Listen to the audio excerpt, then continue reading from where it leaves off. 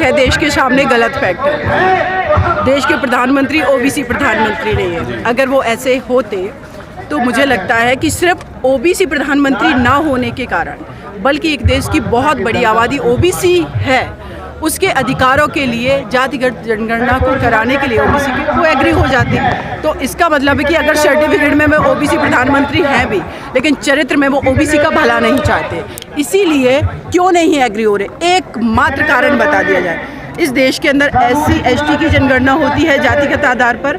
आपने EWS का reservation दे दिया फिनांस के आधार पे कि इकोनॉमिकल वीकर सेक्शन को दिया जाएगा, लेकिन जो एक बहुत बड़ा तबका जो कि छोटी छोटी इंडस्ट्री लगा करके या खेती किसानी मजदूरी कर करके अपने बच्चों को ठीक से नहीं पढ़ा पा रहा है, तो उन लोगों के हिताधिकार की बात कैसे की जाएगी। जब पार्लियामेंट में कोई पॉलिसी बन रही है और उस पॉलिसी में आप उसको बना रहे हैं, क्या आप आंख बंद करके पॉलिसी बनाएंगे देश की बहुत बड़ी आबादी के लिए जिसके बारे में आपको नहीं पता है। जातिगत आंकड़ा अगर किया जाएगा जनगणना, तो उसमें आप बताओगे ना कि कौन व्यक्ति सामाजिक आर्थिक रूप से पिछड़ा है, शैक्षणिक रूप से पिछड़ा है, ये सारे उसमें पॉइंट्स रहेंगे ना। तो जो पॉलिसी बनती है वो आप पॉलिसी से ही बना पाओगे और उसको इम्प्लीमेंट भी हो पाएगा, और जिसका मिसयूज अगर लोग कर रहे हैं तो वो नहीं कर पाएंगे। तो ये तो देश हित में हुआ ना, लेकिन मुझे लगता है कि ये देश हित में है, लेकिन पॉलिटिकल पार्टियों के बेनिफिट में नहीं होगा जो पावर में बैठे हुए, जो रूलिंग पार्टी हो। हम दोनों पार्टियों की बात करें, चाहे कांग्रेस रही हो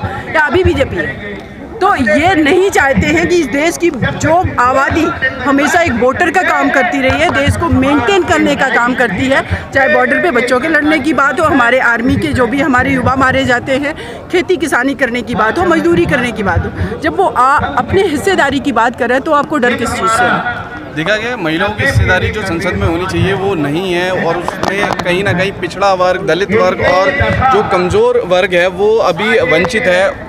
जो जहाँ से एक संविधान बनता है, एक कानून बनता है, उसमें अमेंड किया जाता है। बिल्कुल सही बात है। देश 52 में पहले इलेक्शन हुए 1952 में, जी। देश के अंदर 51 महिला सांसद जीत करके आए, अभी 59 है। हमने कितने सालों में कितना परसेंट महिलाओं को पहुंचाया पार्लियामेंट में, ये बहुत बड़ा प्रश्न है। 49% आबादी है, लेकिन इस देश में जितनी लड़ाई SC ST OBC माइनॉरिटी के राइट की है, उतनी ही महिलाओं के अधिकारों की भी लड़ाई है।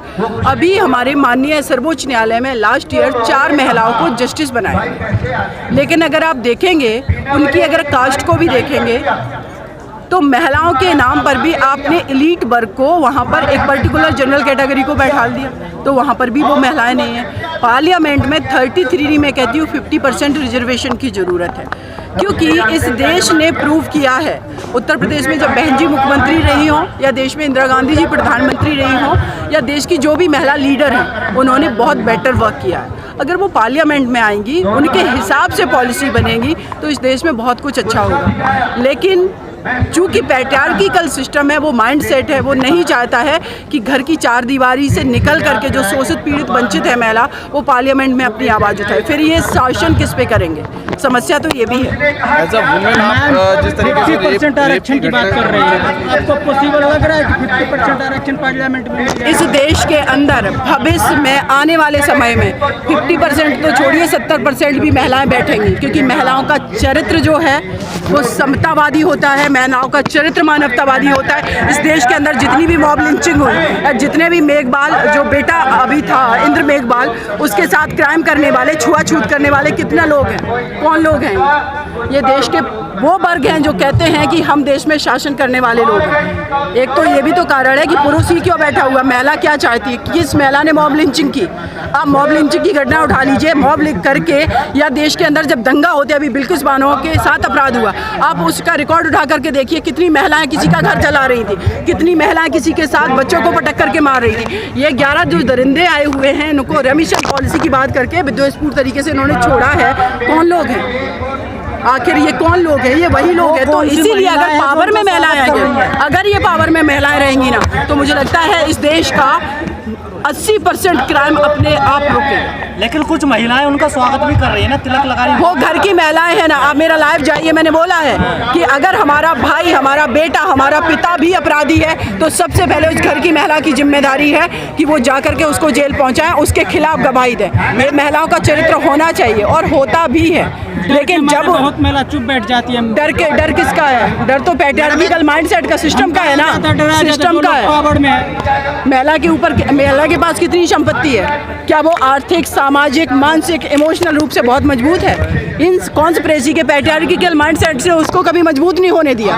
और अगर आज कोई महिला दंगों में सिर्फ महिलाओं को ही क्यों टारगेट किया जाता है? जिस तरीके से बिल्किस बानो या और भी कोई किसी भी धर्म की महिला हो या किसी भी जात की महिला हो, उसको क्यों टारगेट किया जाता है? मानसिकता ये कबीलाई जो मानसिकता है वो डेवलपमेंट कर देने से इनकी बदली नहीं। और ये टाइम टू टाइम रिफ्लेक्ट होता है जब हमारे देश के सर्वोच्च अदालत में retired chief of justice of India Ranjan Gogoi के खिलाफ उनकी कलीग एलिगेशन लगाती है मोलेस्टेशन का, जहां हम कहते हैं सर्वोच्च न्यायालय जो कि न्याय का मंदिर है। आप समझ सकते हैं ये मानसिकता बैठी हुई है। आपको नहीं लगता मुख्य पदों पे महिलाओं का आना बहुत जरूरी है? और आपकी देश की प्रधानमंत्री को एक महिला के तौर में पार्लियामेंट में जहां पॉलिसी मेकिंग हो रही है वहां महिलाओं का भागीदारी जरूरी है। पंचायत में भी महिलाओं की भागीदारी जरूरी है, असेंबली में भी जरूरी है। जहां एजुकेशन सिस्टम की बात हो रही है वहां पर भी जरूरी है प्रोफेसर बने, टीचर बने। कम से कम वो संस्कार तो बात करेंगी, वो हिंसा की बात तो नहीं करेंगी। वो अगर परवरिश करेंगी, अगर वो पढ़ाएंगी बच्चे को तो अहिंसा पढ़ाएंगी, ना कि हिंसा।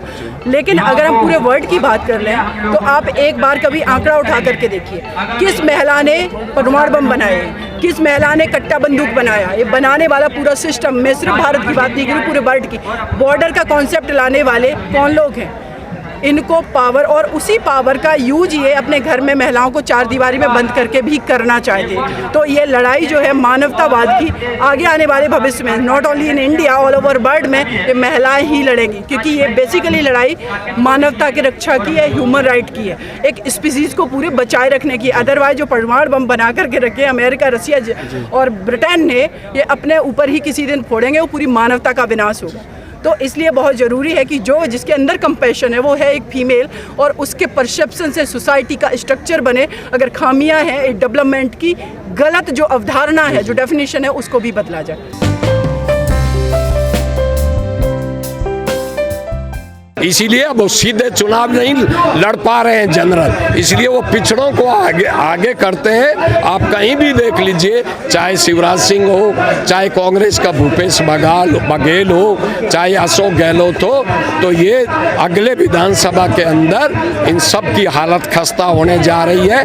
इसीलिए शिवराज सिंह को केंद्रीय समिति से भी बीजेपी ने हटा दिया है, ये भी एक बहुत बड़ा कारण है।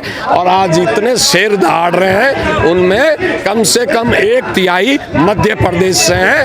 अभी प्रदीप सिंह लोधी ने कांग्रेस बीजेपी को छोड़ करके अपनी क्षेत्रीय पार्टी बना रहे हैं। मध्य प्रदेश से तो आवाज उठ रही है, पर यूपी से आवाज नहीं उठ रही सर। देखिए नहीं, यूपी में जो है आवाज उठ रही है। और भी कहा आपको बताया ना मैंने कि जितनी योगी सरकार की पिछली बार विधानसभा की सीटें थी, उससे 52 सीटें कम आई है। तो फर्क तो बहुत तेजी से पड़ा है। लेकिन ओबीसी वोट बहुत से लोग संगठन बन गए, बहुत सी पार्टियों में बंट रहा है। तो अगले चुनाव में ये जो बंटवारा हो रहा है उसको भी रोकने के उपाय शुरू हो गए हैं। बहुत बड़ा। क्या नाम सर आपका? डॉक्टर ईश्वरदान आसिया, पूर्व उप महानिदेशक खान मंत्रालय, भारत सरकार। मैं ओबीसी महासभा छत्तीसगढ़ से हूँ।